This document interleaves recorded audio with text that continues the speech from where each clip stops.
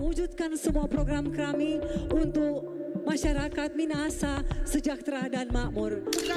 Dalam rangka menjawab kerinduan masyarakat untuk menuju Minahasa Keter, maju, bahagia, sejahtera dan berkeadilan. Kerinduan kami hanya ingin hadir, membaktikan diri menjadi pemimpin yang melayani masyarakat. Kami ingin memberi diri, membangun Begitu banyak Minahasa. ide dan gagasan yang diberikan. Yang jadi pertanyaan, apabila kau memimpin Quo Vadis Minahasa?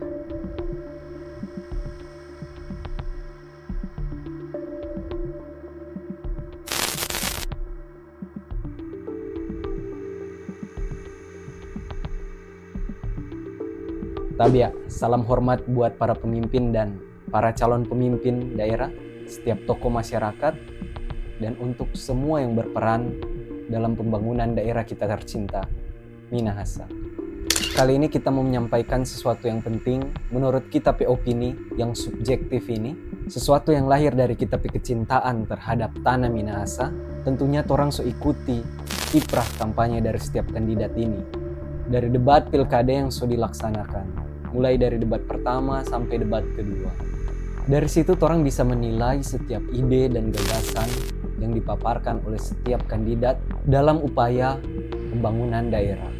Dan kami akan memastikan program dari Bapak Prabowo dan Bapak Gibran akan sampai tepat kepada masyarakat Minahasa dengan tanpa korupsi. Setiap paslon seringkali membahas terkait pembangunan infrastruktur, ekonomi, mengurangi angka kemiskinan, menciptakan lapangan kerja, akses teknologi dan digitalisasi, atau reformasi birokrasi, di mana demi tercapainya good governance. Tapi ada satu hal yang mungkin sedikit terabaikan, yang justru menurut kita hal ini yang menjadi fondasi dari torang kekuatan terbesar dalam menyelaraskan dengan tujuan bangsa menuju Indonesia Emas 2045, yaitu dengan memanfaatkan bonus demografi. Ya, kekuatan terbesar kita sebagai Tou Minahasa, yaitu manusia. Kata orang budaya, ada satu filosofi yang sangat mendalam bagi orang Minahasa, yang diwariskan oleh Dr. Samratulangi, seorang tokoh besar yang merupakan kebanggaan Minahasa. Semua orang Minahasa pasti tahu si Tou Timou Tumou Tou. Dari filosofi inilah mengajarkan orang untuk saling baku bantu, saling mendukung, dan saling membangun satu sama lain. However, in fact, nilai filosofi ini mulai memudar pada orang kehidupan sehari-hari. Kalimatnya masih sering orang temui di mana saja, entah itu di jalan, spanduk-spanduk, atau tema-tema acara, atau mungkin dalam pidato-pidato seremonial. Ironinya, itu hanya sebatas retorika semata. Disinilah letak urgensi terbesar dalam pembangunan Minahasa. Membangun manusia Minahasa yang beradab, berintegritas, dan berakar pada culture value kita sendiri. Torang baku bantu, baku kasih ingat, mapalus menjadi semangat kita bersama. Samratulangi telah melahirkan filosofi si Tou Timou Tumou Tou.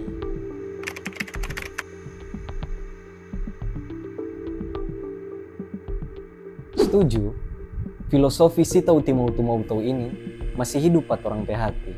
Namun orang mesti jujur dan akui bahwa penerapan dalam kehidupan sehari-hari sering tidak sejalan dengan nilai ini. Saat orang lihat sekitar, banyak tantangan yang dihadapi oleh masyarakat Minahasa. Sementara di sisi lain, orang punya potensi yang besar dalam sumber daya alam dan kekayaan budaya. Tapi orang juga menyaksikan banyak orang generasi muda yang terjebak dalam budaya luar yang makin mendominasi. Dorang lebih mengenal tren global, pop culture, sementara nilai-nilai lokal yang seharusnya menjadi dorang identitas sudah mulai terlupakan.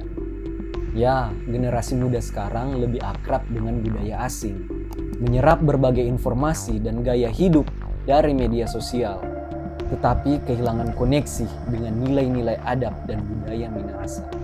Tentu tanpa dukungan dari pihak keluarga, sekolah, dan masyarakat, Nilai Sitau Timau Tumau ini yang mengajarkan torang untuk memanusiakan manusia lain cuman mau jadi sekedar kenangan. Atau jangan-jangan filosofi yang torang pegang sekarang Sitau Timau Tumau Kotou. The point is, apa yang torang lakukan untuk generasi muda supaya lebih memahami dan menghidupi nilai-nilai yang luhur ini? Ya, kalau torang bersikap apatis, membiarkan hal ini berlanjut, ini berisiko torang akan kehilangan jati diri sebagai Tou Minahasa. Falsafah Sitau Timau Tumau Tou, manusia hidup untuk memanusiakan manusia lainnya. Filosofi Samratulangi inilah yang memotivasi kami untuk bekerja memberikan yang terbaik bagi masyarakat Minahasa lewat filosofi ini.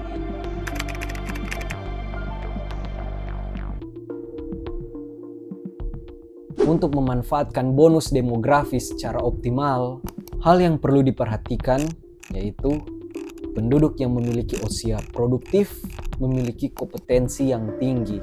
Pembangunan SDM bukan sekedar dengan meningkatkan keterampilan teknis, tetapi juga membangun karakter, nilai, dan integritas individu tersebut.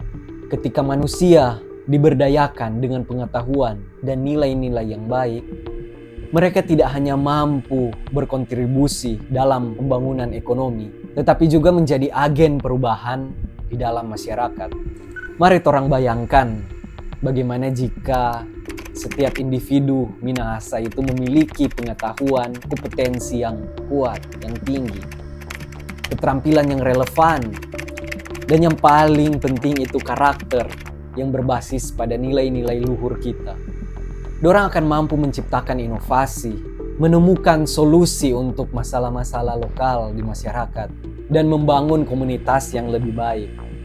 Ini adalah investasi yang tidak hanya menguntungkan mereka secara pribadi, tetapi juga meningkatkan kualitas hidup masyarakat secara keseluruhan. Pembangunan SDM yang berbasis dengan nilai Sitau Timau Tumau Tou dapat menghasilkan individu-individu yang tidak hanya kompeten dalam setiap pekerjaan mereka, tetapi juga memiliki rasa empati dan tanggung jawab sosial. Mereka akan memahami keberhasilan pribadi mereka tidak terlepas dari bagaimana mereka memanusiakan dan berkontribusi pada orang lain.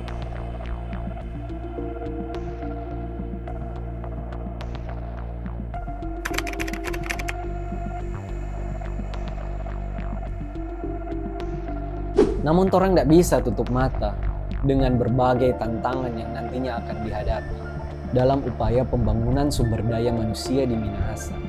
Menurut kita pendapat, ada 3 tantangan yang akan torang menghadapi.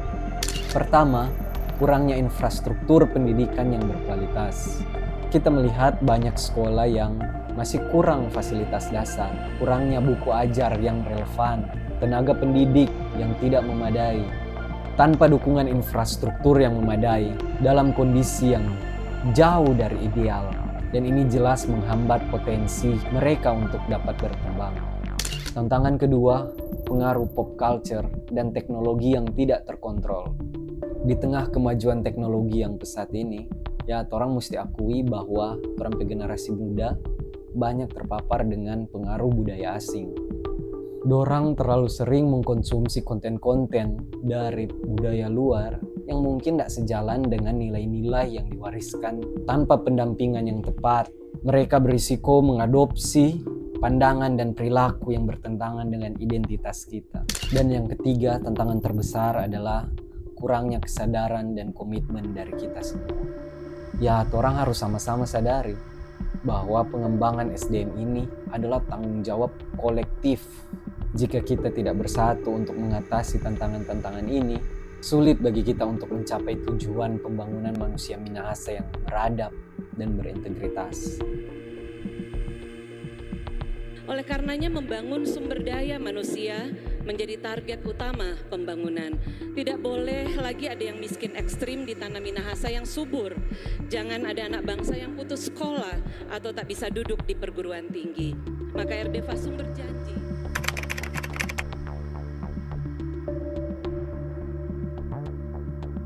Ya, setelah melihat tantangan-tantangan yang dihadapi, sekarang mari kita mengatur arah langkah kita.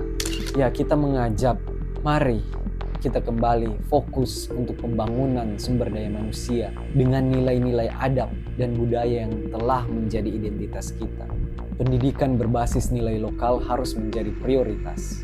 Ciptakan program-program pendidikan yang tidak hanya mengajarkan pengetahuan akademis, tetapi juga mendalami nilai-nilai budaya dan moral yang telah membentuk karakter sebagai orang Minahasa. Dengan mengembangkan kurikulum yang mengajarkan tentang sejarah Minahasa, budaya Minahasa, bahasa daerah kita. Dengan cara ini generasi muda tidak hanya mendapatkan pengetahuan, tetapi juga merasa bangga akan identitas mereka, Minahasa Pride.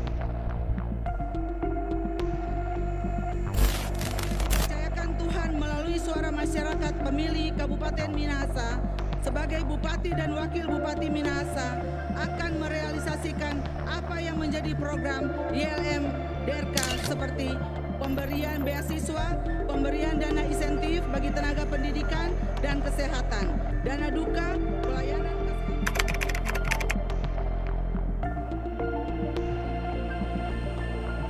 Solusi konkret untuk pembangunan sumber daya manusia Minahasa dengan harapan dapat memberikan arah yang jelas dan tindakan yang dapat kita ambil.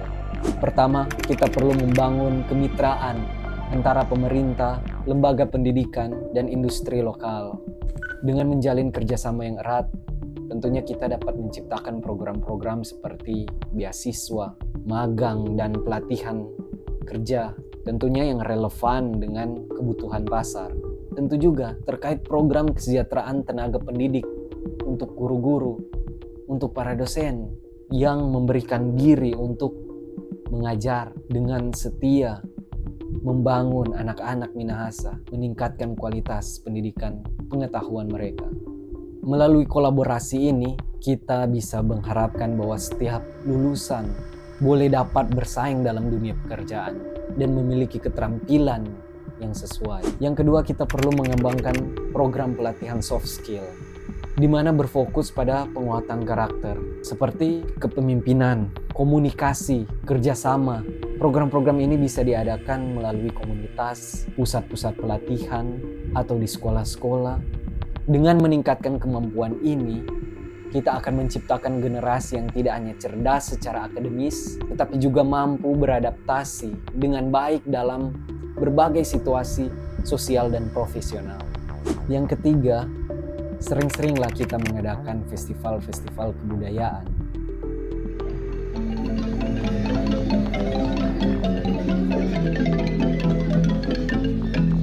Minahasa di ujung Sulawesi Utara, itu tanah airmu. Kegiatan seperti ini dapat menjadi ajang untuk kita mengenalkan dan merayakan nilai-nilai budaya kita.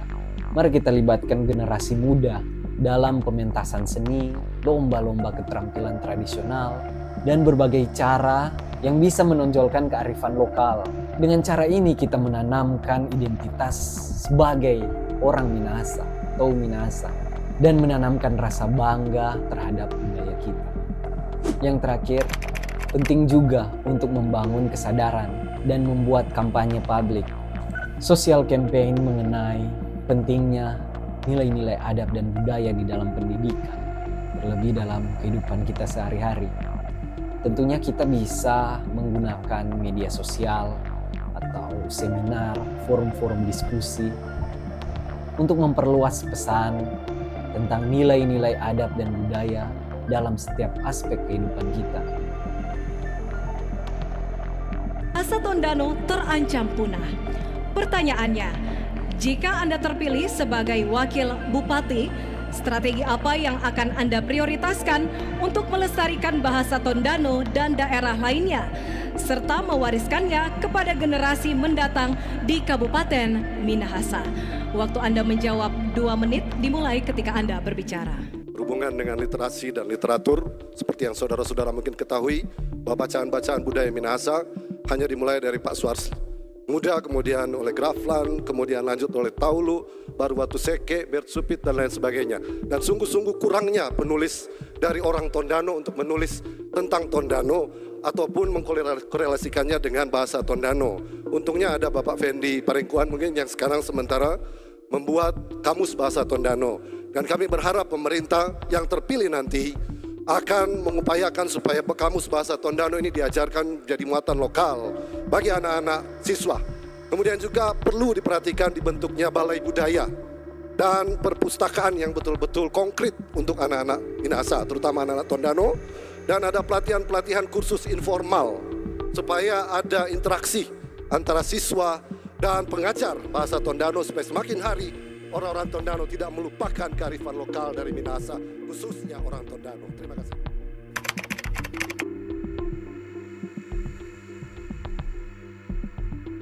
Kita hidup di era yang penuh tantangan, tapi di balik tantangan terdapat peluang yang luar biasa.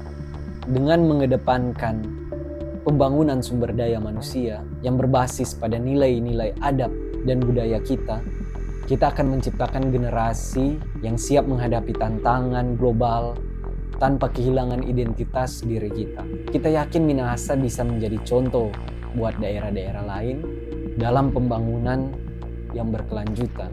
Sekali lagi ini tidak di-endorse oleh pihak manapun, baik itu dari para kandidat atau dari KPU, tapi kita mengajak orang semua, mari orang sama-sama gunakan orang hak demokrasi di tanggal 27 November nanti.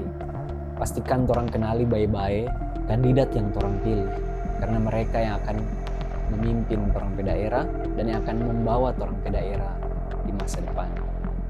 Dari sini kita cuma bisa sampaikan, mari orang jaga semangat Sitau Timautu. Ini bukan hanya tentang membangun individu, tetapi juga membangun masyarakat yang saling menghargai, memanusiakan satu sama yang lain. Last statement, Quo Vadis, Minahasa.